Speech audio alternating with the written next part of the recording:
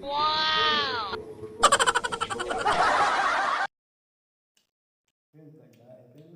Em bị cay gì á.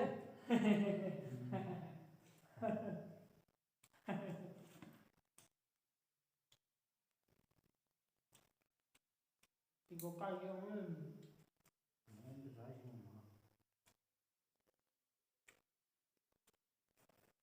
Nhớ mình ngon.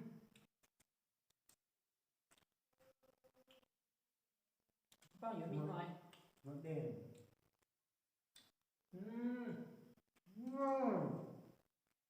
Biết từ lúc nào rồi? Các Từ từ lúc kia. lúc giờ. Anh giờ thấy chỉ chết la nó bị thái gì cả. Thật quá mệt rồi. Họ lo thấy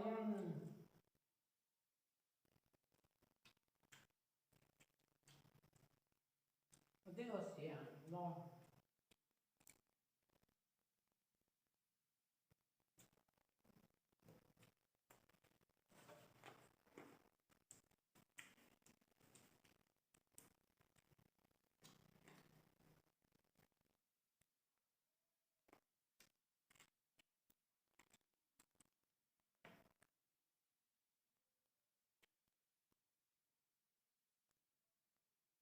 Chưa bao tuần đấy. Sakit sana tu. Kita chưa bao tuần rồi. Bao tuần. Chưa.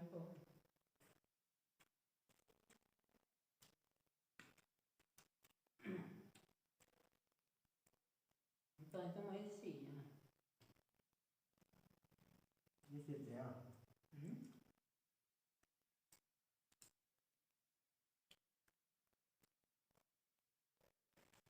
Tôi thấy như thế chỗ nữa. Tôi thấy chỗ nữa. Không. Có chỗ nữa. Có trong đâu rồi?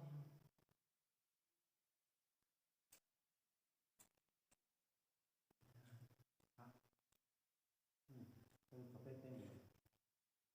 Tôi có biết tên. Nó tên đó. Mấy đây cũng như mấy những cái càng ngon nhỉ. Để có lúc này cũng như mà la đấy nhá. Với mày cũng như mà la đây nè. Tôi mới nhảy dao ấy. Của trường giỏi tôi đã lại.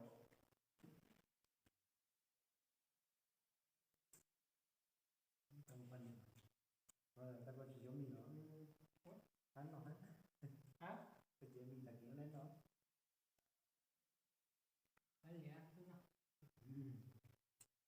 Chắc cái giống.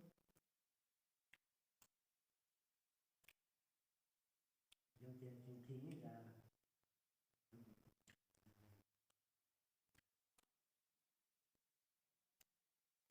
Thì là giống.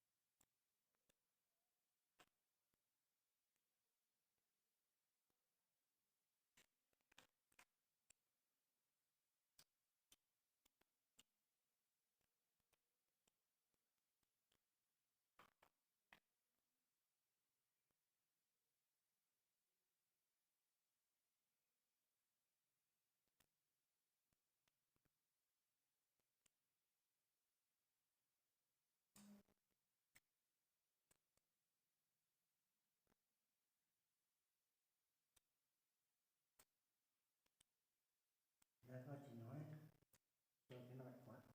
Người ta chỉ nói cho cái loại quá. Nó không phải đâu.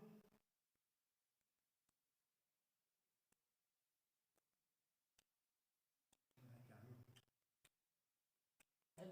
Donald